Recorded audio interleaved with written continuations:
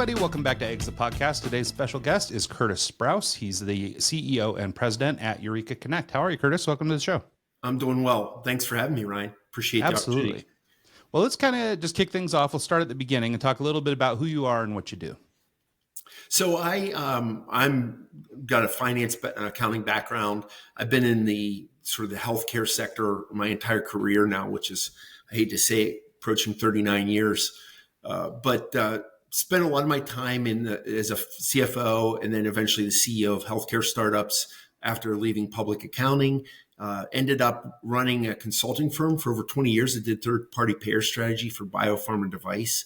So if you're going to launch a product into the marketplace, you'd come to our firm to figure out how do you optimize that price relative to how third-party payers will cover the cost of that. If your drug for hypertension or diabetes, those are paid for, and we would develop the strategies to help the drug companies optimize their profit and return on those assets.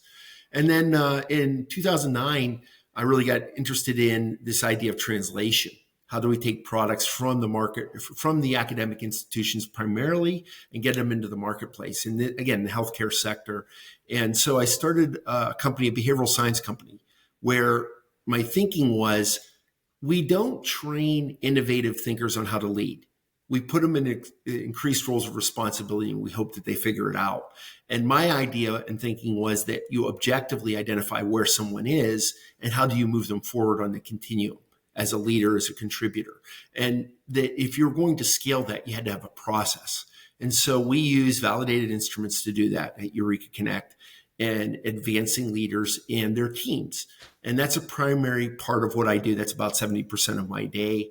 And then I also run a not-for-profit, it's called the Institute for Biomedical Entrepreneurship, where we take technologies from those academic institutions primarily, and we help those innovators find what we call translation. How do you navigate the spectrum of things you need to do to take a concept from idea to market? And most people don't understand, even those that are very adept at biology or chemistry or engineering, that there's regulatory, there's understanding, how to put together the right clinical strategy. What are the endpoints? How is this going to fit into the marketplace? What's the patient experience? What's the clinician experience? How will hospitals adopt, utilize, and or position these types of ideas, whether it's device or therapeutic? So I spend a lot of time helping, and we can talk about this. You had said, about entrepreneurship. Basically, people, do they want to become entrepreneurs? Or do they want to continue to be academics? And how do you play in those two places? And can you play in both of them at the same time? Yeah, no, it's an interesting idea because I guess, if you really think about it, a lot of the people who are developing these technologies and things are the big brains of the world, right? They're the scientists, and they're these people who are sitting in a think tank with a bunch of other like-minded individuals and working through trying to solve a problem. But the training in and around leadership or being able to actually run it as a business is totally separate. In my world, it would be more akin to the freelance graphic designer or something, the artist who, all they do all day is draw and do art. But now they're being asked to lead or run a business, so it's an interesting insight. Can you talk about sort of the behavioral science component specifically, in that obviously that probably resonates with people like this, but can you talk a little bit about just sort of the decisions you made in terms of understanding how to measure a person, how to help them understand progress, and how to help them move forward? Absolutely. So if you look at many of the tools, the instruments out there, it's a singular methodology that will look at a personality, and many of them for the commercialization of the tool itself, they like to put a number or a color or a high-level definition on the person, introvert, extrovert. We take a different approach. We use multiple instruments, and what we're looking at is at a point in time, where is Ryan? I call it behavioral mechanism of action. What causes you to do what you do? So we look at things like motivational theory. What genetic drivers does Ryan have? And we look at 4 genetic drivers: energy, how fast you move through life, dominance, your need to control, ego, discipline, your ability to set goals and hold yourself and others accountable, and competitiveness, whether you're aggressive, direct, strategic, or internal. And we look at that drive and the strength of drive as sort of the entry level to the discussion. Does somebody have strong drive, or do they have more moderate drive? It it's not an indicator necessarily of success, but we have found that it is an indicator of the ease with which one will take on a broader spectrum of responsibility and the ease with which they'll be able to navigate pressures and challenges, right? So that if somebody is highly competitive, high energy, high dominant, high discipline, they're more prone to take on a more difficult path. Now, their success on that path is variable based on, emotional intelligence, driven by things like social acuity, the number one factor in high performance. And Google studied this concept for many years. They did a study they published in, I think it was 2016, where they looked at the depth and strength and breadth of relationship was more indicative of success than any other factor. So, whether it would be experience or knowledge or intellect, they weren't necessarily key factors in determining one's success. And we know there have been a large number of studies done that showed that once you have a certain amount of intellect, you're not necessarily more prone to be successful. I heard actually a podcast I was listening to yesterday where they were talking about, if you take Mensa, which is, these super intellect, tribe, if you will, they're not necessarily more successful than any other subset of society. They're super smart based on how we define intellect, but they aren't necessarily more successful. So what we look at is what can the individual develop as far as interpersonal skills, ability to resolve conflict. We spend a lot of time on comprehension, and we could talk about this. If you were telling me about your two boys, what are they training to become? In a world where you have AI and, jobs are being displaced daily by robotics and computers and, all of these types of things that are changing in our world, what are your boys preparing to become and do throughout their lives? And I believe comprehension, the ability to understand, the ability to influence others becomes a critical thing that we don't teach formally. So we spend a lot of time with our leaders teaching them these concepts and ideas.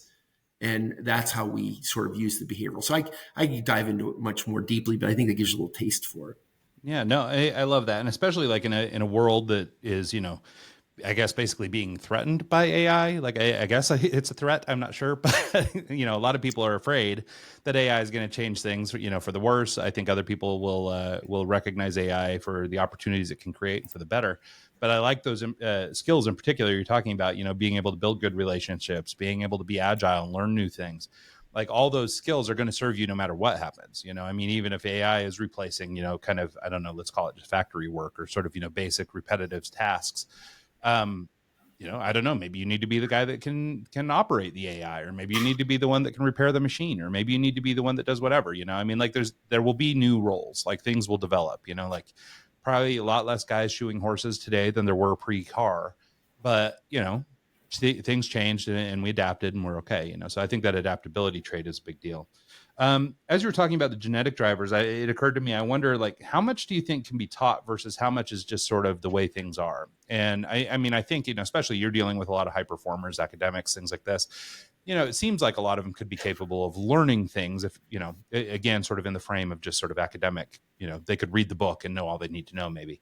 But, some people are cut out to be business leaders. Some people would rather be on the line. Some people would rather be in a back room thinking about the next, iteration or something.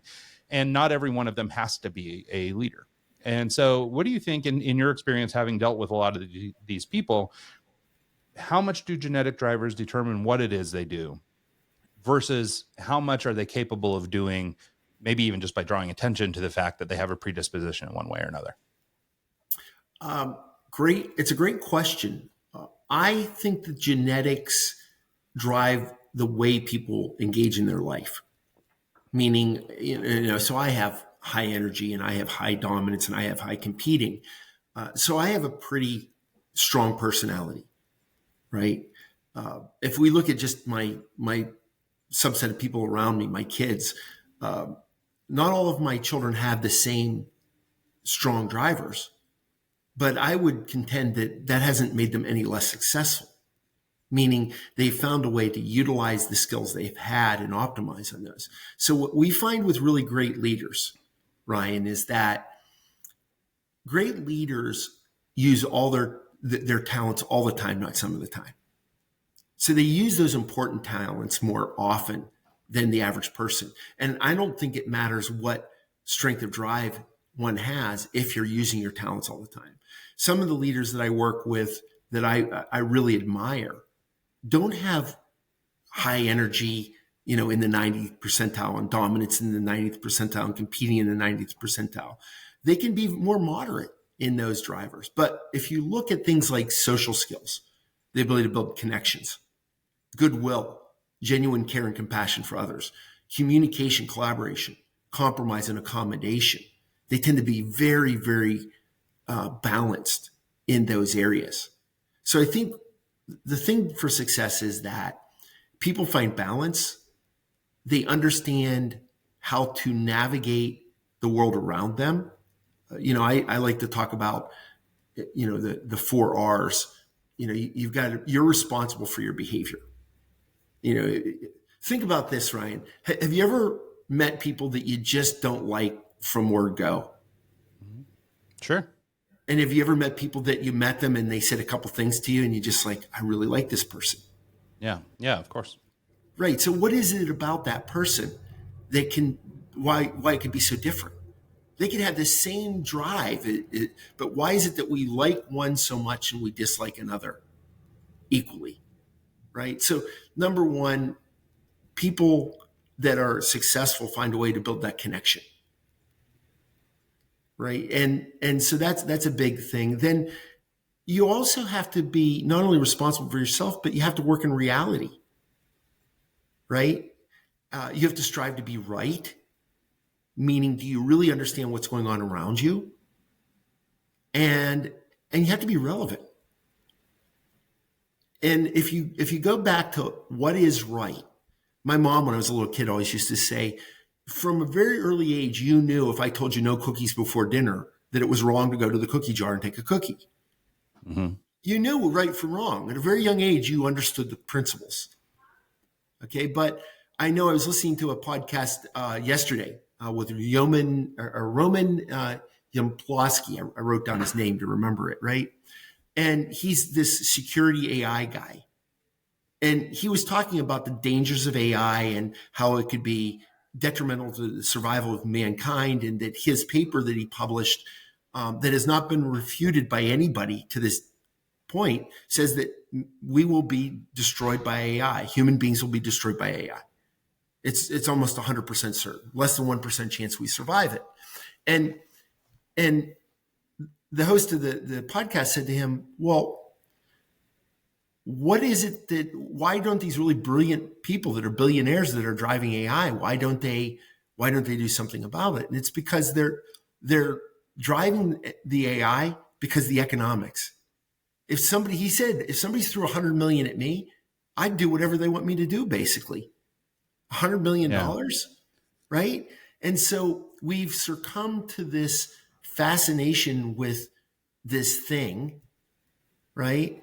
And I believe that I'm more hopeful than the discussion yesterday that I was listening to. I do think that if we believe in something bigger than ourselves, that we really emphasize the development, like for your boys, developing themselves to intellectually and physically be the best versions of themselves, and direct that towards elevating the people around them. That's what great leaders do. It's not about them. Really great leaders. Yeah. They inspire others to grow and develop and go beyond what they were comfortable with. And to continue to find success in doing that, they teach them how to think. They teach them how to define and solve problems. They don't tell them what to think. They don't tell them what to do. They trust that they give them a skill set that enables them to develop and grow around them, that allows the leader to become more strategic and not tactical. Yeah. And go ahead. I'll stop. Oh, I was just there's a couple things I wanted to touch on there. I guess probably more like you, I'm a little bit more optimistic about the future of AI. I think that the short-term incentive is money, and that's what people point to, and they go, oh, well, these guys are just going to let these businesses run rampant for money. But if everybody's actually operating in their own self-interest, I don't think they want the world to end, because then the money stops and they're dead. So I think ultimately somebody's going to have to, wise up or think differently or whatever. But I also think there's a little bit of hysteria going on. And, I think I listened to maybe the same show you did, or at least in part I've heard this guy's pitch. But my thought around it is sure, there could be a scenario where, yes, total annihilation. But I think there's also a little bit of a hysteria that comes with a lot of new technology where people start freaking out. It was the internet's going to kill everything. The Model T is going to kill everybody. It's like whatever it is. Like, I feel like every sort of phase of technological advancement has come with something. Now, granted, maybe I'm naive or whatever, and AI is just such a powerful force, unlike anything we've ever seen. But there's so many positive applications for it that I have to believe that there's a little bit of a positive outcome possible too. I think everybody tries to do the thinking for the robots and they go, oh, well, the robots don't need us. It's not efficient, so they'll kill us all off or whatever. But it's like, yeah, maybe. But I also think that, as humans, we can apply this technology in a lot of great ways. And, with your experience in medical, I'm sure you see a million potential applications for AI technologies in the medical space that could be really good for humanity. So it's, so I think that there's at least a positive on both sides of that. So I also wanted to comment on one of your R's about being right, and sort of pair that with this notion of success, and trying to maybe help us hone in on definitions. I think those are a little subjective, and it's funny when you talk about being right. The way I describe it, my wife and my youngest son, I always describe it as a sense of justice. They have a sense of justice. So if things are wrong, it really bumps them. Like, it's a really big deal for them. If something is, morally wrong, if they feel like they've been mistreated, whatever it is, like, those are real triggers for them. Me and my older son are a little more go with the flow, and we're like, okay, well, we recognize that you're wrong, but like, whatever, we're not going to lose any sleep over your wrongness. And so we're totally different in how we approach that. So I thought that was just an interesting idea too, this idea of rightness and how important that is.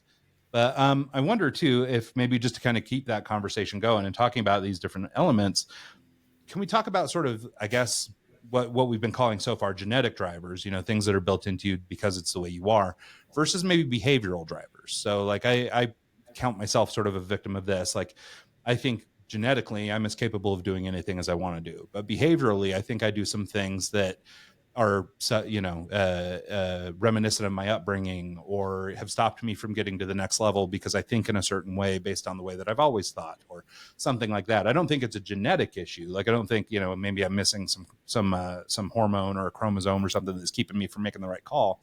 I think it's more like, well, behaviorally, it's easier for me to do this, or the people who've modeled it for me have done that. And so it seems to me that there's also a component of this that's not just genetic, but rather behavioral. Do you have any thoughts on that? Oh yeah, I think Ryan, you're touching on the most important aspect, which is the behavioral. Let's take compromise. Is Ryan open-minded before he and I start to have a conversation today? Right? Are you willing to explore something that you hadn't thought about, or think in a different direction, or consider a position that you rejected previously? Are you open-minded to learning more? That's that reality piece. Is there some limitation to what you know that has helped you to formulate your thinking or your opinion to date, that maybe Kurt could enlighten you or provide you new evidence or data or resources? So that compromise, when it's low, and in my lifetime, when my kids were in their teens, mine dropped down pretty low, single digits. And I had become more judgmental, predetermining what was going to be said by other people. Oh, I've seen this before, right? Pattern matching. These are all things that can be disruptive to our ability to take in information, right? If I believe you're wrong before you started to speak, it's changing the way I'm going to ask questions. It's changing how I'm processing what you're saying. It's changing how you and I would interact. So what I do when low compromise, in and of itself, one behavior could cause me to not understand what Ryan is thinking and take what he says and draw assumptions. So one of the examples I always use to prove this point is, let's say you were wearing a pair of glasses. And I said, hey, Ryan, those glasses look really good on you. What's your thought when I say that? What's your takeaway from that? Is it a compliment? Yeah. Yeah. I mean, it feels like a compliment. I think it makes you feel a little better, maybe improves your confidence overall. Now you're drawing assumptions based on the little bit you know about me and the conversation we had as a precursor to this and how we're talking now. That, yeah, Kurt seems like a sincere guy. It's a compliment. But maybe I don't like your glasses. Maybe I'm just trying to manipulate you to get ready to ask you for something, right? You don't know what I'm thinking. So let's take the same sentence, but I'm going to change one word. Ryan, those glasses kind of look good on you. Is there a negative connotation? Feels totally different. Yeah, it's one word. One word. Same, I phrase it the same way. So again, you're assuming I don't like the glasses that you're wearing. But in the first case, if you had said to me, Kurt, thank you for the compliment. What were you thinking? What do you like about my glasses? And I said, oh, geez, the frames, the coloring of the frames look good on you, and they fit your eyebrows and your cheekbones properly. And they just really look good on you. They really are sharp. So, some thought went into it. Versus if I responded and said, oh, geez, I just like them. Now you're like, well, does he really like them? Yeah. I think that's actually a good idea, though, this, asking the follow-ups, right? I think a lot of people, are sort of, I guess, trained to accept a compliment, right? I mean, I can't even tell you how many times I told my kids, like, come on, man, just take the compliment, right? They're being kind to you, just say thank you, and that doesn't necessarily encourage a afterthought. And maybe in the world of, hey, man, cool hat, you don't really need to do that. But in the business world, it makes an awful lot of sense that you should chase it with a follow-up. I mean, that's a nice, assuming you're being genuine, it's a nice foray into discussion, and it's a nice little icebreaker to say, hey man, cool glasses. I really like those frames, and I've actually, I say used that one, but I've actually started conversations that way before, because I did find a guy with cool glasses, and I did actually buy the same frames. But it was an opportunity to talk to a guy over his eyewear, right? And find this thing. And you start to build some bridges right away in, oh, I like this thing and you like that thing. Like, oh, cool. We have this thing in common. Now we're building a relationship here. But I think it is a nice follow-up, to use your example, the idea of, oh, well, what is it you like? And that might help suss out some of that, oh, this guy is a salesman. He's just trying to get me to buy that Volkswagen over there, but instead it's maybe a little bit more true, which I think then maybe opens another door to the next layer of relationship with that person. I totally agree. And so if you look at sort of this understanding comprehension, the first level, I look at comprehension as being hearing. You're talking to me, and I acknowledge that you're trying to say something, but maybe I'm not paying attention. Maybe you're speaking in a language I don't understand. But I do recognize, how many times has your wife said something to you and you're like, yeah, whatever. And you heard her, but you really didn't pay attention to what she said. Mm-hmm. The second thing is, when somebody talks to you, you have nice glasses, you draw assumptions. He must like my glasses, right? So most of what we do is in conversation is we draw on assumptions or an interpretation that's not really proven or substantiated by fact. You don't know what I'm thinking when I make the compliment. So that's the second level of comprehension, is the listening. I hear words, I draw assumptions, I come to conclusions. Well, I think what great leaders do is they get to that third and fourth level of comprehension. The third level is understanding what one's thinking. How valuable would it be for Ryan to know what his wife was thinking when you believed that she had a difference in opinion from you, and you drew assumptions that you knew why she had a difference of opinion and you were wrong? Yeah, it'd be a lifesaver. Well, yeah, but it's not that hard. You know her, you have a special bond with her, but yet we get lazy. It's just easier to think that we already know what they're thinking as opposed to find out what they're thinking. Mm-hmm. Right? So that third level of comprehension is where you understand where the person's thinking is. Think about politics. How many times have you heard people argue on both sides, Republican or Democrat, and they're really arguing the same point? Yeah, no, it happens all the time, where they're really fighting for the same thing. And, it's different language or maybe a different element or this or that. But it's like, at the end of the day, really what you want is the same thing. So, and it's that low compromise, right, Ryan? It's that they went into it. Well, you're far right and I'm far left. Therefore, anything you're about to say to me can't be right. Mm-hmm. Okay. Yeah, and I think we live in an environment a lot like that right now, where there's a lot of really surface level, to your point about just being lazy and not really caring to get to another level of comprehension, and I mean, even if you take politics out of the equation, I mean, it could be Padres fans versus Dodgers fans, or it could be Michigan versus Michigan State fans. And so I think that, there's plenty of room, regardless of what your team is, for the same behavior to take place. And, and for the most part, people aren't, taking the time it requires to actually bridge that gap and understand that we're more alike than we are different, except for maybe Michigan State fans. Well, I grew up in Pennsylvania, so Penn State, Pitt. We had our oldest son went to University of Pittsburgh for his undergraduate, and we've got a daughter at Carnegie Mellon now. So we've got a big, even though we live outside of Boston, we still have a lot of connections to the Pittsburgh area. Well, it's in vintage name only, but my kids have gotten really into vintage clothes, and my son started collecting vintage pen stuff. I don't know why. So he's got about 12 hoodies with, different, Nittany Lion graphics and stuff from the 80s and 90s and stuff. So it's so we're supporters, at least in that. And he was a big Saquon Barkley fan. So he was a pen guy too, I think. So there you go. Well, it's so, if we think about then that third level of comprehension, now that I understand what you're thinking, I have a better chance of moving you from where you are to where I think you could go, to another place, right? And in that process, you have to understand where the emotion is. If you're angry, if you're upset, if you're mad, those emotions don't evoke learning or growth. So the other thing great leaders learn is how to help that person move to a positive state of emotion in them learning or thinking with greater clarity. If I come into a discussion with you and I haven't prejudged you, my compromise score is more moderate, then I have a better chance of having an emotion that's more conducive to learning, right? But I do it myself. I mean, my kids and my wife will tell you, I get angry about something, and then my ability to learn is compromised. I know it. I study this. I teach it. I work with tons of people. I get paid to do it. And I still make that human error of that because, again, it's pronounced by my genetics. Highly energy, high competing, high dominance. If I were more moderate, I probably wouldn't have the emotional response that I have at times. Mm-hmm. So the genetics impact the behaviors.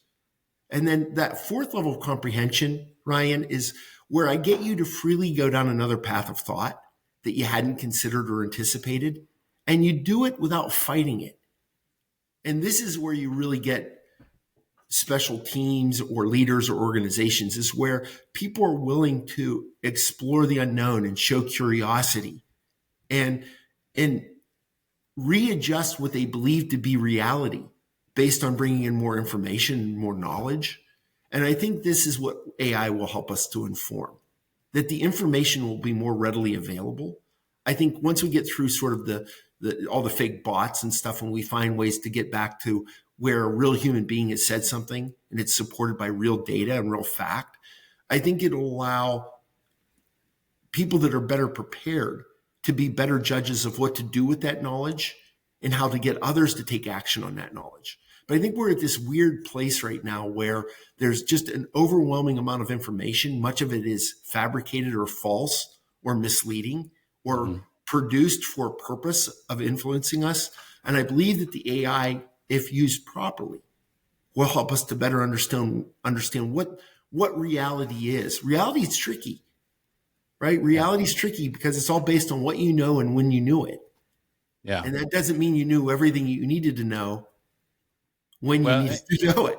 Yeah. And like we've been talking about it too. I mean, like even reality is subjective as success is, or as being right is, in that, depending on what you've seen, what you've experienced, what you've done, you're viewing the world in a certain way. And like we were talking about with these genetic drivers, I mean, like you experience life in a certain way as a person who's high energy, high discipline, high blah, blah, blah, more so maybe, or in a different way than somebody who's maybe low on those metrics.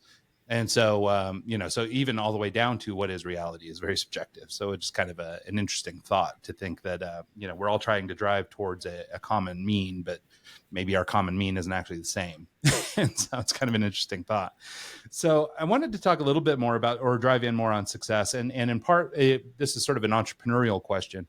So I think, at least in sort of the zeitgeist of entrepreneurialism, there's, entrepreneur talk and entrepreneur Instagram and entrepreneur all these places. And there's a lot of hustle culture and a lot of everyone must be a great CEO and a lot of, all these different features. And as you're working with academics and you're trying to train them to become leaders, like, I guess what I want to try and understand is I don't think that everything has to be for all people. I don't think everybody needs to be a CEO. I don't think everybody needs to be a leader. And I think that we should be allowed to take respite or be happy with who we are and where we are. And I think maybe some of that comes around to success and defining success. Maybe, whether that's like we were just discussing in our own perception, which is, what's success to me, and hey, just having a steady paycheck and not worrying about, what I got to do on the weekends, and I can forget work when I leave the office and all that kind of stuff. That might really be really great for some people. Where somebody who's entrepreneurial, they want to work day and night and, crazy hours and over the weekends and all these things. And so I don't know that there's like one block to put people in. So I love your framework for using, these genetic drivers to try and understand where somebody's coming from on a genetic basis. We've all just discussed, some of the social behaviors and the different things that we've learned over the years that drive some of that. And but then how do we know, like, basically where people are going, or how do we get people to where they're going if where they're going isn't all the same spot? So if you're trying to train a group of people that's like, hey, I want to take this batch of academics that are working in pharma and they're developing a new drug, and I want to help these guys build a team of strong leaders, what are you doing to help people find their spot in that spectrum? Understanding that not everybody can be the CEO, not everyone can be the leader, not everybody can be this and that, and not everybody wants to. Again, I think it's a great line of thinking on your part, which is, no, not everybody can be CEO, nor should everybody strive to be CEO or the leader of the company. And what I start with is, do you take care of yourself physically? Are you physically doing? Think of it this way: you have 24 hours a day. And I'll often, when I do training of teams, I'll ask them to take 3 words, write down sleep, work, and play. 3 circles, and divvy up your 24 hours. A perfect day would be 8 hours of sleep, 8 hours of work, 8 hours of play. Perfectly balanced day. I know of almost no one that does that, including myself. Sure. Okay. But we know from the data that 8 hours of sleep is critical for metabolic, for biologic, for you name it. It's critical. So now we had 16 hours left. And the question is, when you spend your 16 hours, are you doing things that develop you, maintain you, or denigrate you? What do you do with that 16 hours, whether it be work or play? And I think the answer to your question is, for people to find balance in their life where they take that 16 hours and they're using it for gaining the net positive, whether it's pursuing things intellectually that stimulate them. I mean, you told me about things that you're doing to help young people navigate the college process and get into athletics and develop greater value out of the effort they put in high school. If it doesn't result in a scholarship, that there are other paths where they can use that effort that they put in to open up other doors and opportunities, right? That's intellectually stimulating. You find that it's giving back to others. Why are you doing it, Ryan? You don't need to. You're probably never going to get paid to do it. Probably never make any money doing it. But it is a worthwhile endeavor because you felt that your son would have benefited from having something like that, a resource like that. So it's the right thing to do. And it should be encouraged and it should be supported, right? I think that each person has to find that in their life. What is that thing? What is it that you like to learn about? What is it that you have a curiosity towards? How does that curiosity inform you to be a better version of yourself? Whether it's being a mechanic, working on cars, or I have a son that works on helicopters, or, doing intelligence work. I have another son that does that, or a daughter who works in drug development. Whatever it is these children choose to do, that they find enjoyment in learning about that They develop a expertise or a skill that allows them to create value for society in developing that ability and learning how to do that. And that it leads to something else, which is that they find joy and accomplishment and satisfaction in that life. But what I find is typically people don't take care of their health. Most people don't get 8 hours of sleep. Most people don't take care of themselves physically or intellectually. Most people don't expose themselves to information or knowledge that would be a benefit to them. And I think that's the starting point. If we could just fix that, what would it do to corporations? And a lot of the time, that's where we spend a lot of time with these big companies I work with and their CEOs and their teams, is just fixing that piece, is getting them intellectually and physically on the right path. And then what you find, a lot of them make different life choices. Maybe I don't want to do this job anymore. Maybe I want to pursue something different. So I don't think we have to define people by a title or that they have to be leaders. I believe it's more important that they're contributors. They contribute to society. They contribute to their families. They contribute to their friends. They contribute to the. I think, going back to the AI conversation we were having earlier, one of the problems you have is when countries or groups are fighting each other and using AI as a mechanism to do that. That's where the danger occurs. Mm-hmm. It's just as dangerous as having a bomb, right? Yeah. It's just, and that's the thing I fear, is that we have to come together as human beings. And the way to do that is that we don't find reasons to be different. We find reasons to connect. Yeah, no, I think that's right. And we've all seen Terminator, so we know how it goes if we don't. So I think it wouldn't be a bad idea to turn that around. I wanted to talk to you, or maybe zoom out or change our perspective a little bit. I feel like we've been kind of honing in on the individual and how we help somebody find their path in the context of maybe a bigger organization or something. But I know that you have a lot of experience in starting up companies too, and working with startup companies. You started outside of you, but also involved in the construction of new businesses. Let's talk a little bit about, maybe team development or building a team when you're small and you don't have any money and you're just trying to figure stuff out, like being scrappy. How do you start maybe from ground zero, or maybe from the place of, a young healthcare startup? How do you start to build the right people, the right teams? What kinds of things are we looking for in sort of, I guess, trying to ensure our success as a startup? I always tell people, don't collect things, collect relationships. Work on building your network. If you want to be a great leader, the ability to pick up the phone and call somebody that's really good at what they do and ask them for advice or to help you work through how to define a problem or solve a problem. You don't have to pay people to do that if they're in your network. And when you're early on, even when you're a mature company, I always tell CEOs, develop a bigger network. Of being a CEO is a lonely place. You can't tell your employees everything you know. You can't tell your bankers everything you know. You can't tell your customers everything you know. It's a very lonely place because you live with all this knowledge about the inner workings of your companies and the frailty of your company and the things that don't work right. You know all of that, but you can't freely share it with the world around you. So knowing a group of people that have those same challenges and understanding how they navigate that is extremely valuable. So number one, develop that network of people around you that can be contributors to your understanding of what to do and when to do it and how to do it. I think the other thing too is that really understand what your purpose is as a company. I was in a big company, I won't name the company, last week, and it's one of the recently very successful companies because of what's been going on in healthcare. And I was looking at all their, we stand for this, and they have it all flashing up on the walls, right?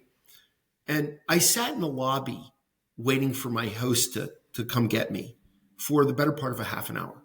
And every person that entered the front door of that company, which had to be hundreds, had to walk past me.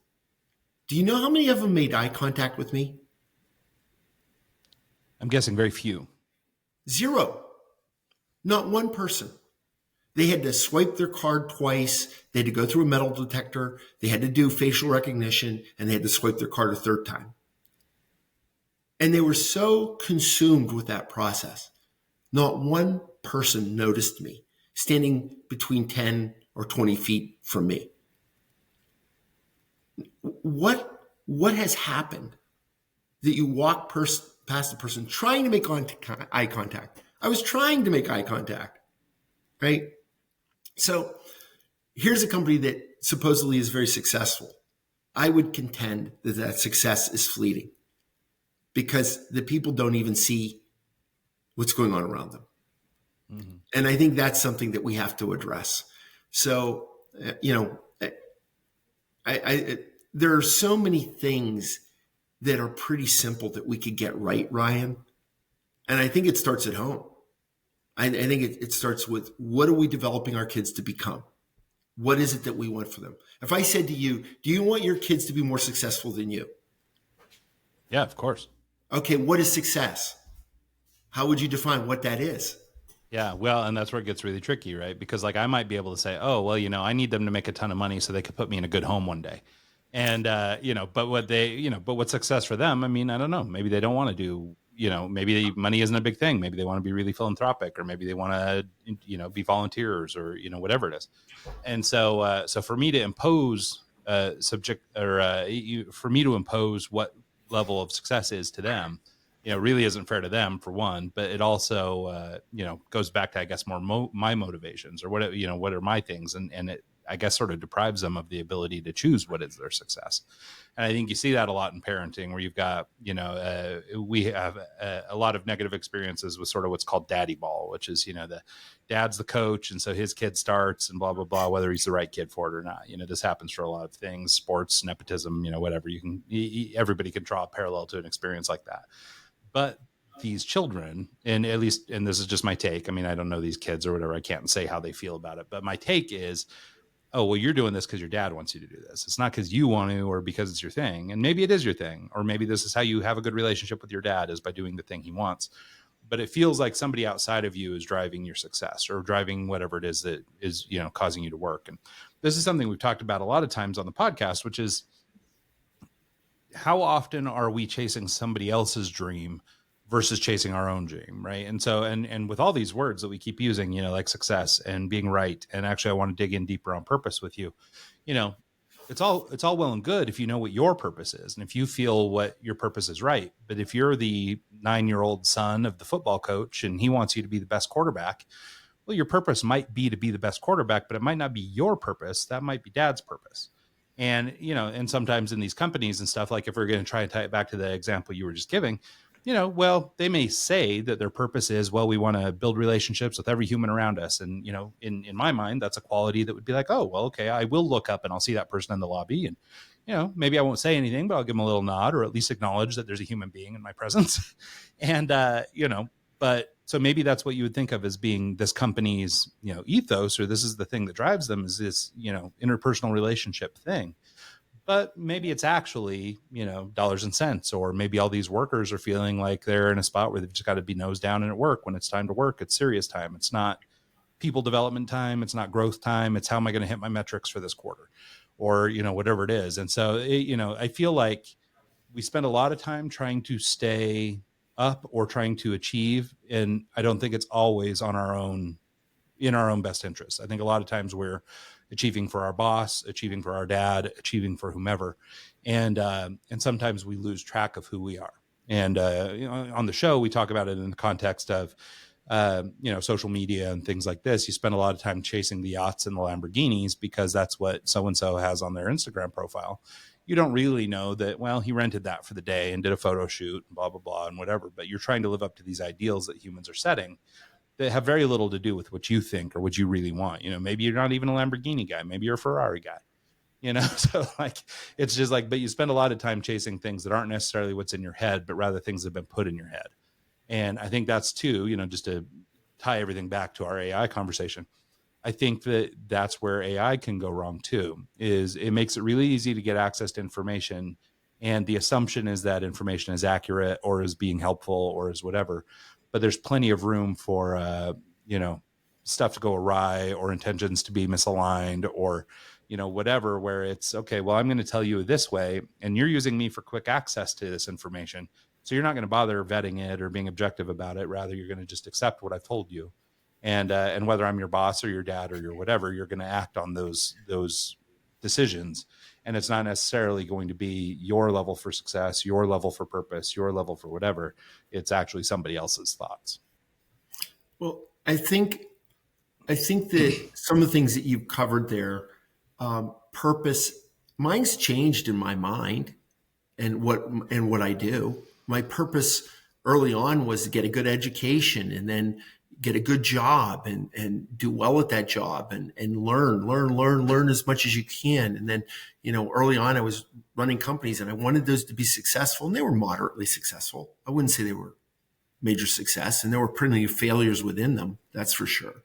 And then, building the company that I ran for over 20 years, it had ups and downs. We had times where it was very successful and times where it wasn't so successful because of competition and other factors that affected the company.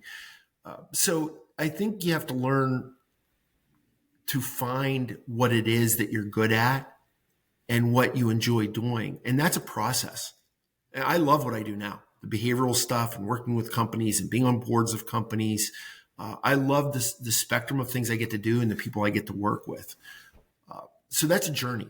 If I could tell you your boys would find the perfect mate in their life, the perfect partner, right, to go through life with, and they'd find joy every day when they come home and being with that partner and sharing their day and learning what that person did, and that they could go on to have children, and those children would all be healthy and happy, and they grow up in a great environment where they were learning and curious, and that your family would and your kids would have enough money to do the things they wanted to do. They don't have to be super wealthy.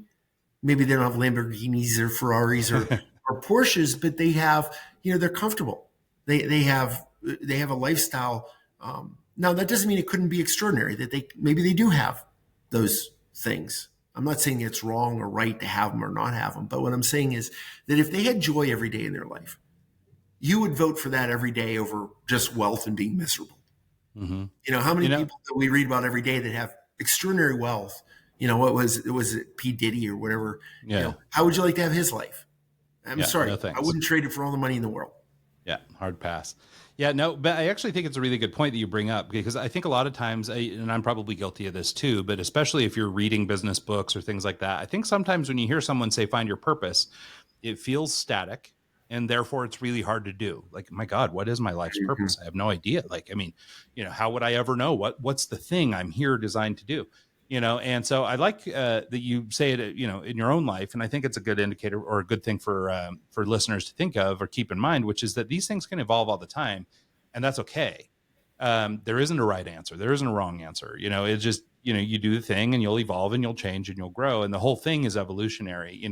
You talk about it would be great for like your kids to be in a spot where they're basically experiencing joy. But I do think that there's a piece of life that, you do kind of have to shovel the crap a little bit, and you do need to experience some adversity, because, how many of these, speaking of the rich and wealthy, how many of these second and third generation rich kids do you hear about that are, jumping off bridges or, getting into drugs or whatever it is they're doing, and, chasing some, fantasy that's not real, and they never earned anything, and they don't understand how to even parse the money they have, let alone how to find success in their own life, or figure out how to be, like we were talking about daddy ball earlier, how do you be your own person?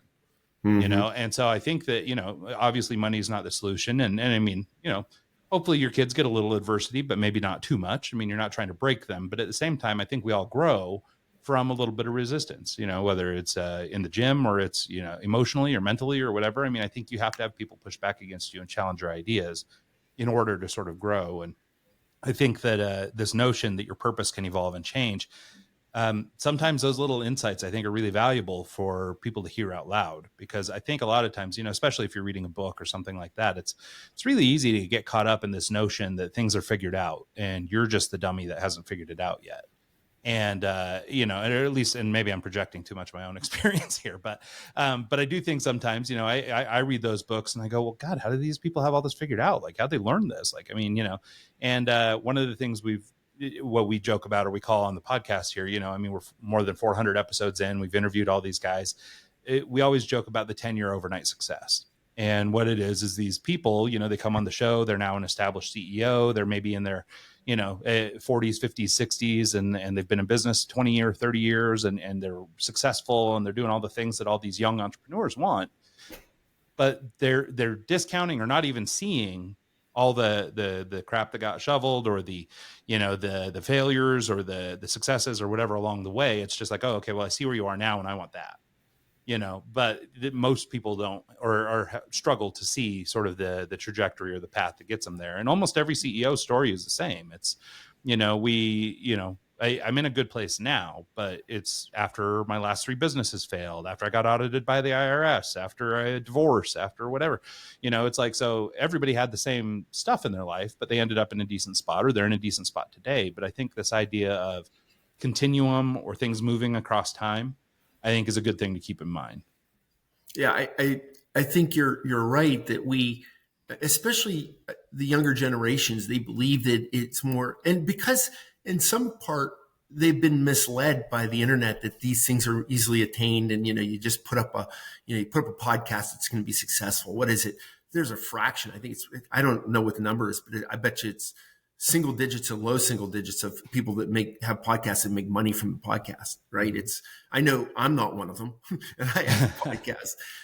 But one of the things I'll go back to this idea of finding your purpose. I would say the person in my life that I think found their ultimate purpose better than any other human being I've ever known. And I've worked with literally thousands of executives, hundreds and hundreds of CEOs, would be my grandmother, who had an 8th grade education, never worked. They had a very large family. Her father was killed by the mafia when she was just a little girl. She dropped out of school in 8th grade to take care of her brothers and her sister and help her mother. Was a devout Catholic, always lived with other people at the forefront of her life, doing for others. Always. Her purpose was always to help others. That was it, right? But I look at her life, and I would say that her life was more purposeful than mine, because she had extreme clarity on what she was doing, why she was doing it. She never drove a car. I don't think she ever had a credit card. Lived in a very modest house with my grandfather, right?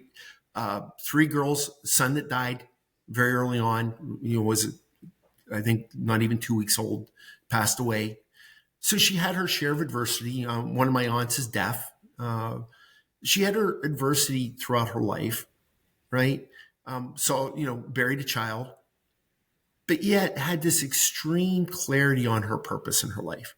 And I would say her life was more joyful and more accomplished than most of the CEOs I work with, if not all of them. And so I think we have to be very careful about what we use as our definition of purpose and accomplishment.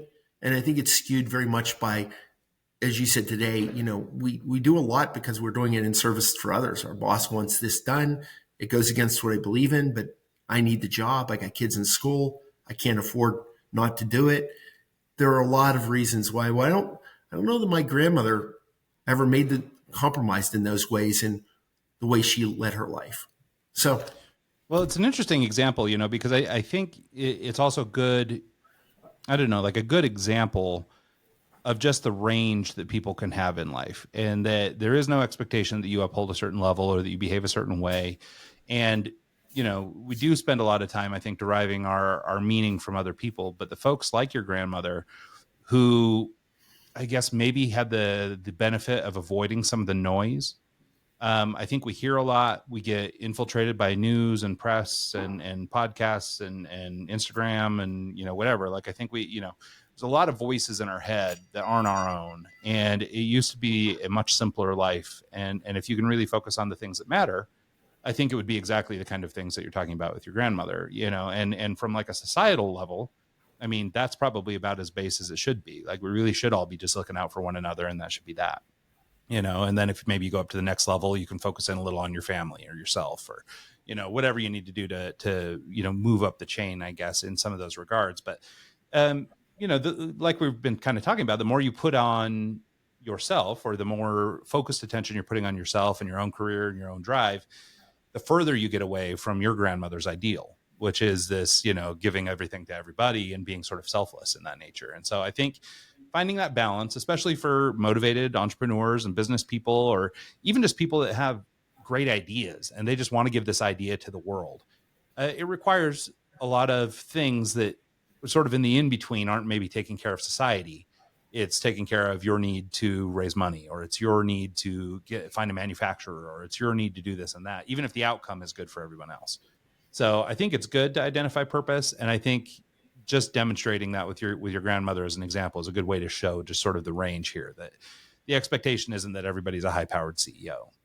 Yeah, and that's what I wanted to leave your listeners with, that the spectrum is everywhere between where my grandmother, she didn't have any titles, and she didn't have any great wealth, and she never even drove a car, let alone had a Ferrari or a Lamborghini, and had a really joyful life, right? So I think we have to let people know that you don't have to aspire to be, not that there's anything wrong with wanting to be in the highest socioeconomic class. I think it's great. I think everybody, I'm striving to continually to grow in that part of my life as well.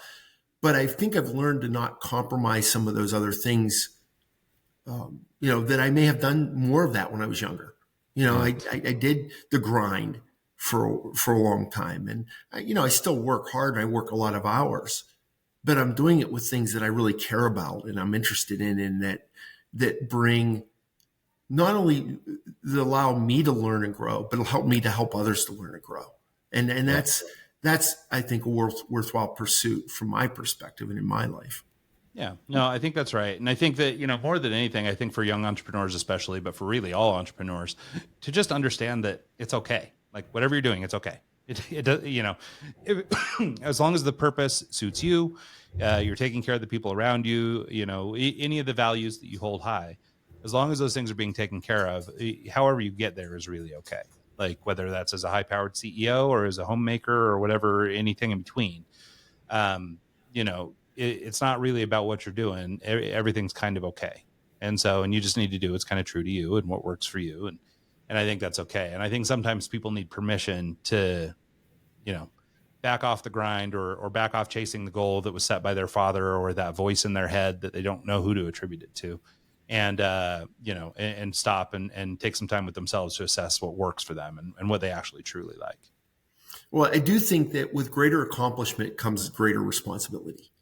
I think those of us that have been blessed with,